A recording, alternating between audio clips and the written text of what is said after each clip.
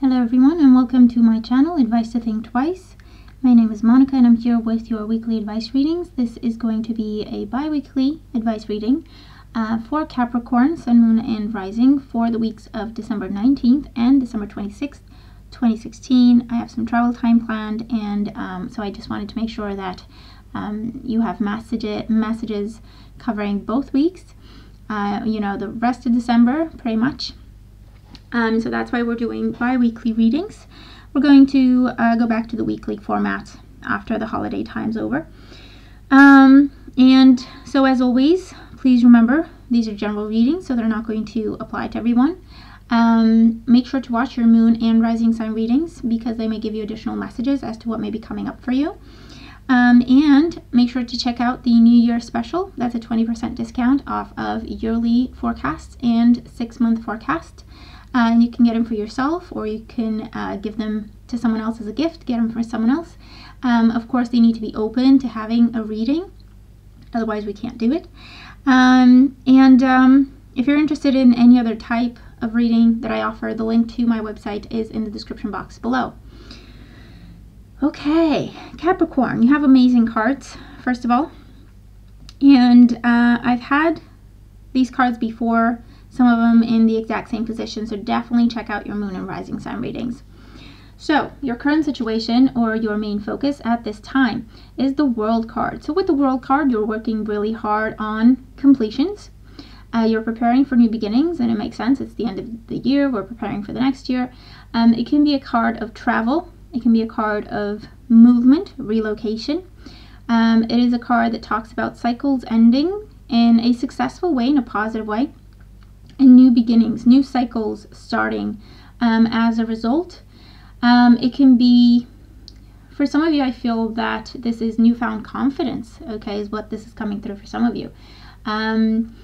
This is working on yourself. It feels like rebuilding yourself, or rediscovering or redefining. You could be working on the body, you could be working on the self, on the mind, the body, and the soul.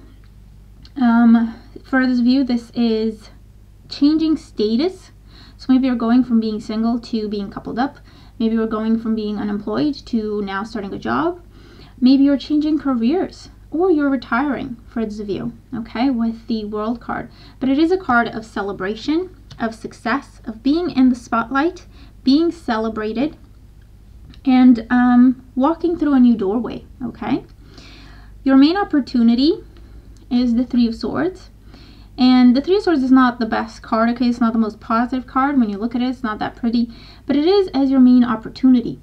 And in that kind of a way, the Three of Swords means healing, recovery, especially if you've had any sort of procedure done on the heart, or even just cosmetic. This is recovery, recovering quickly or easily. The Three of Swords is also overcoming fear, okay? Overcoming worry, anticipation. Maybe it's part of this newfound confidence, okay, that you're experiencing. The Three of Swords can also be the opportunity to start a long distance relationship, or to make sure that it's okay, to make sure that it is a strong relationship if you're already in a long distance relationship, or traveling to reunite, okay, with this person that you're in a long distance relationship with, or an online relationship with. This is also, for some of you, I feel like it's overcoming a time of separation, healing after a time of separation, making peace, okay, resolving situations peacefully with Three Swords. And I feel it's also a card that says, you know what, I'm not going to let my fears hold me back anymore. So it's almost like you're being rational, or you're making yourself be rational and objective and not so much emotional, okay? Because if you're emotional, maybe you tend to hold yourself back from things or isolate yourself. Your challenge is the Ace of Cups. So the challenge with the Ace of Swords is being true to yourself, being open and honest with yourself, and having that clarifying conversation. So communicating, opening up. The Ace of Cups is controlling your emotions, okay? So these two cards speak about the same thing. The Ace of Cups is your challenge. is controlling your emotions, because your emotions are getting the best of you. This is emotions overflowing, being too sensitive, worrying too much, being too preoccupied, trying to please everyone, trying to fit in a certain box, trying to be different for everyone so that you can meet their expectations, and so on and so forth, okay? Because you just want to be liked, or you want to be appreciated or understood, and so on and so forth. So being too emotional is definitely making you vulnerable.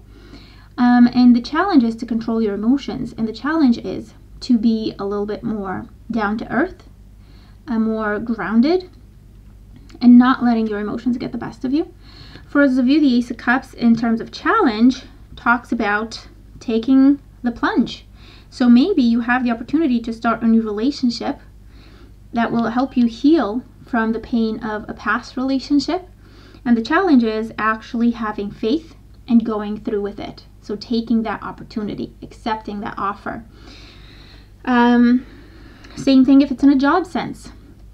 You've been looking for a job for quite some time.